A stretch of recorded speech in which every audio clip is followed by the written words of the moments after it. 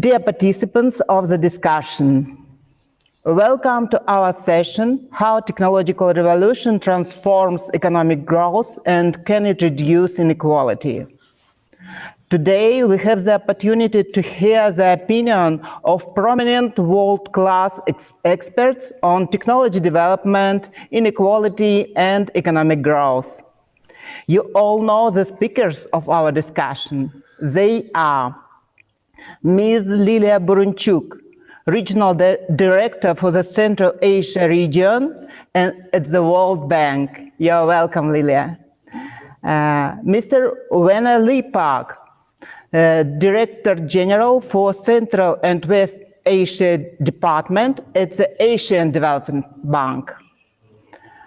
Dr. Xavier Sala-i-Martin, Professor of Economics at Columbia University and the author of the Global Competitiveness Index, used since 2004 by the Global Competitiveness Report, published by the World Economic Forum.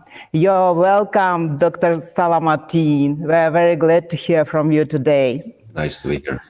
Mr. Tarun Wadhwa, visiting instructor at Carnegie Mellon University College of Engineering in Silicon Valley, entrepreneur, strategist, and writer.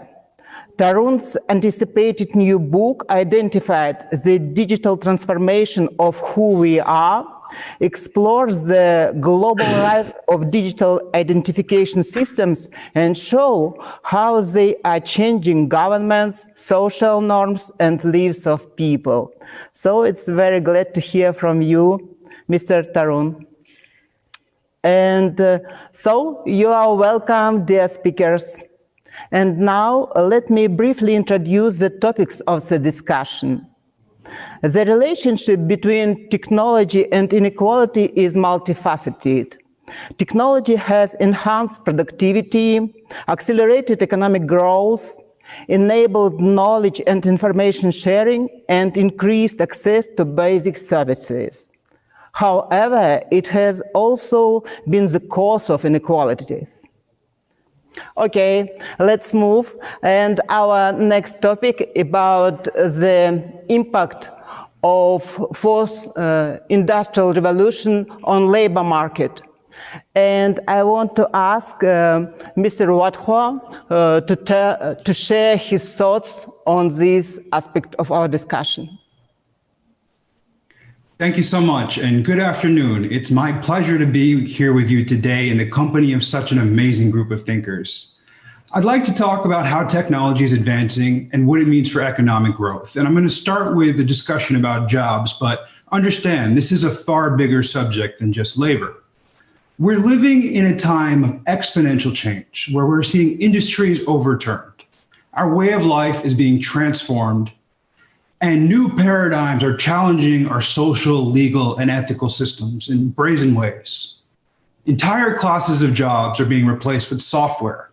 And it's not just low-skilled workers. As machines are able to handle more and more complex and sophisticated tasks, they will soon replace some functions of today's lawyers, executives, and yes, doctors. We are likely headed towards a future where there are dramatically less jobs than we're used to. And the current job paths, especially for the professional class, look quite different. You're going to see software as a part of the daily workforce, as a part of the daily work and job for nearly every single profession. So in many cases, technology will augment work. In many other cases, technology will displace workers. So what this means is that there's a lot of disruption ahead. We're going to experience centuries of change in a matter of years and decades. There's going to be many winners and losers, but we have a chance to entrench, remake, or reimagine core parts of our world. So when it comes to technology, growth, and inequality, there are three key trends that I'd like to highlight for you today to help explain where I see this going based on my work and my time here in Silicon Valley. First, innovation has globalized and the barriers to entry have come crashing down. We are seeing something incredible. Virtually anyone from anywhere now has the means to attempt to solve their own problems with technology. It's no longer a monopoly of any one wealthy country or one major company. Take, for example, the iPhone. It's a supercomputer with over 24 sensors attached. Several decades ago, if you wanted to build that yourself, it would cost hundreds of thousands of dollars, possibly more. Only the most advanced companies and government labs would be able to get their hands on it. Now you can buy much more advanced sensors than what was in those older devices for cents on the dollar from online marketplaces like Alibaba. You can buy them by the box. Incredibly powerful smartphones can be purchased for less than $50 in many parts of the world. And we're seeing what the result of this looks like. There's now almost 4.5 billion people who have come online, and it's changed the very nature of the internet. And while those people mostly started with simple communication tools, as phones and behaviors have advanced, there's now an enormous ecosystem around the world of developers and entrepreneurs attempting to serve their own local communities. The poorest parts of the world have become hotspots of innovation and bold thinking.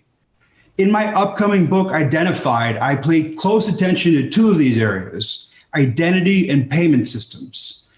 And if you want to understand what's happening here, you really have to step away from the Western world and the richer countries and look at places like India and Kenya to see the next generation financial and identity systems they're building. People can prove who they are with just their phone or simple technology. They're no longer tied down to location. We're replacing paper documents with something much better. And we're making it possible to communicate money as bits, as atoms instead of bits. And with that, you can build reputations, you can build new financial products, and you can supercharge a country in a really dramatic way. And perhaps the most interesting and obvious example of this is China in the last 5 years and the major gains that they've made. So this can be a major leap forward for the world. Second, we can now take on the grand challenges that face us. And again, I want to move past jobs because jobs are just part of the larger story here. We're seeing technologies coming together to produce incredible abilities. And three areas where I see this making a huge impact are cheap and abundant transportation, food, and electricity available to all who need it in the near future. In the next decade, I believe at least, we're going to see the convergence of machine learning, sensors, and hardware to create self-driving cars, which transform the way we move. I understand there's a lot of skepticism around this subject. Believe me, I get it. Where I live in San Francisco, I have 30 different companies test driving their cars on the road. Now, I wouldn't get in them today, but give them several years and they will make some major improvements. We're seeing LEDs and AI come together to change the way we produce food in vertical farms. And countries like Singapore are rushing ahead with this to do some incredible things. And all around the world, we're seeing the cost of solar capture and battery storage move the cost of clean energy towards zero and bring a clean energy future within reach. So these developments will allow us to make progress on many issues, including education, hunger, and poverty, which are very, very difficult things to deal with and have an enormous human cost. But will this lead to easier commutes and cleaner food for only the wealthy? Can we use these changes to reduce waste or provide a higher standard of living to all? Will we focus on getting this in everyone's hands? And then what are the systems and tools that we need to build to make that a reality? It's up to us to figure this out. This is new ground. And third, the same technologies that bring us hope can bring new inequalities as well. And we have to pay very careful attention to this. As you probably noticed, technology does not make our existing problems go away. In fact, in many cases, it can amplify and make them worse. And each new technology creates new issues that we have to deal with. Take, for example, CRISPR, one of the most interesting, fascinating, and perhaps, depending on your perspective, illuminating or dangerous technologies we have available today. And what it is a method that allows you to edit genes and change the code of life. So CRISPR can offer us this incredible ability to make progress on some of our most debilitating and dangerous diseases. But it can also make things dramatically more unfair. And it's not a far-off scenario to imagine the rich or those who can afford it enhancing their lives in ways that were never before possible. They can one day give themselves or their children the ability to buy advantages such as increased intelligence, attractiveness, longevity. So will we use this to rid the world of diseases, or will we use this to create a class of superhumans and make all of our income inequality problems go haywire? This isn't science fiction anymore. This is something we're going to have to deal with pretty soon. So these are the sorts of challenges we will face. We're going to need to figure out how to make sure that we use these advancements to benefit the most amount of people and not just make life slightly better for the most powerful. So in summary, what we have before us is an amazing chance to tackle some of our most difficult problems and really move the world forward to a more equal place. We can create a more just, equitable, and prosperous world with technology, but we can just as easily see most of the gains concentrated to a select few and create even more inequalities. So it will take a great deal of intention and care on our part to make sure that this better future becomes a reality. Thank you very much. Yeah, thanks a lot. And Mr. Wadhwa, it will be interesting to share with us with some of your insights from your upcoming book. And if we can just look as a case study, the future of digital identification systems, how it will transform society, how it will, what is the impact of this technology rising on inequality?